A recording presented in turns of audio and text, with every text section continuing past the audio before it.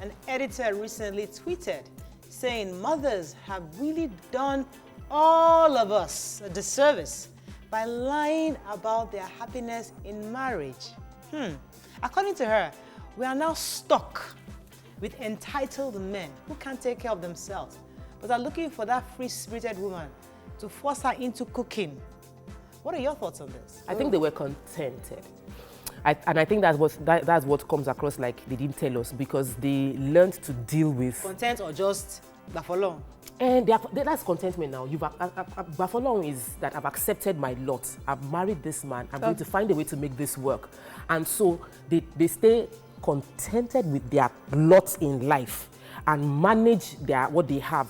And they can't, if they portray the stress of marriage, then they will live frustrated all through. So what they do is try to be positive about the challenges they are going through. What the children will see is my mom is doing well, they will love themselves, they will hug themselves, they might enter the room and go and argue with each other, come back again and show you a good side of it. So you might not see the entirety of the challenges they are going through. It's not a deliberate attempt to hide the reality from you. It's just them trying to deal with the reality of their own challenges as it comes. So we growing up, I heard my mother's stories, not from her talking to me about it, from her talking to her sisters whenever one of them visited. And you know, it was long distance, those days no phone. Whenever one come in 10 years, they will not sleep.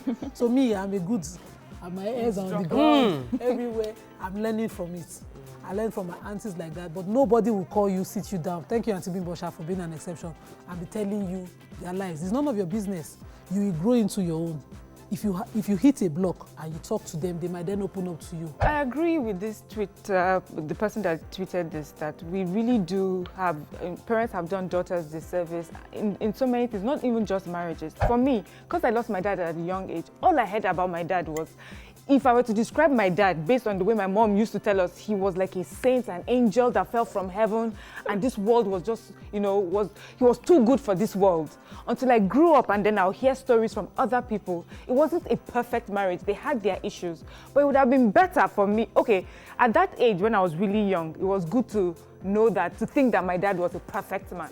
But then, when you grow older and you're going through something in your marriage, and then you go and meet your mother and say, can you imagine, I'm going through this, I can't take this. She'll be like, what is it that you're going through that other people are not going through, or your father didn't do worse, Right. and then you're in shock. Sometimes when you say these stories, or you're honest in like, this is how my marriage is, we scare children, or we scare the next generation from embracing what could be a beautiful life together. So there are two sides. Growing up as a kid, I found the picture of my father, another woman having with the baby, like a naming ceremony, under my daddy's bed. I found it somewhere, and I called my half sister.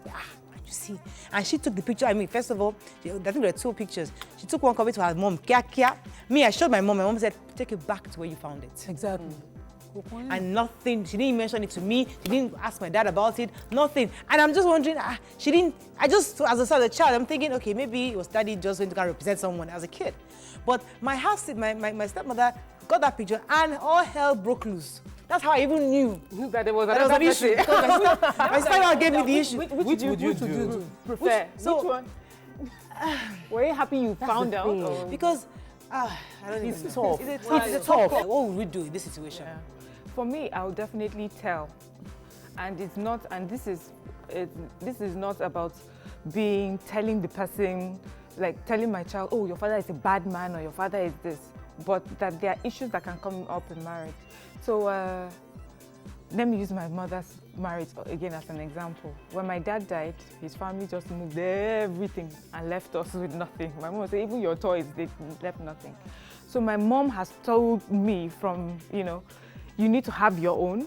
And then when you do have joint whatever with your husband, it has to be legal. It's not just word of mouth, because if it's not there tomorrow, anybody can just come in. So it was something that was important to me. I remember my husband, when he got me my first car, and I was like, yeah, and the first thing I looked at was the paper, and then I did not see my name. I was like, it's not really mine. And he changed it, and he said to me, when you did it at first, I was uncomfortable. I was like, is she planning to run away with the car? Is it not our car? But after hearing my story, he understood where I was coming from. Yeah. So I think it's good to tell there are things that are important to better prepare you for your own marriage, not to call someone out and castigate the person.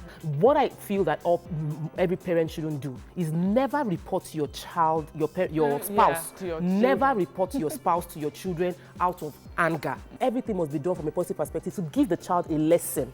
For me, my child, there's nothing in my life that I should burden her with. She's a young girl. She should see the life from a child's point of view. The flowers, the beauty, life is just beautiful. When she turns a teenager and I notice that she's a child that I might allow such a thing, then I'll talk to her.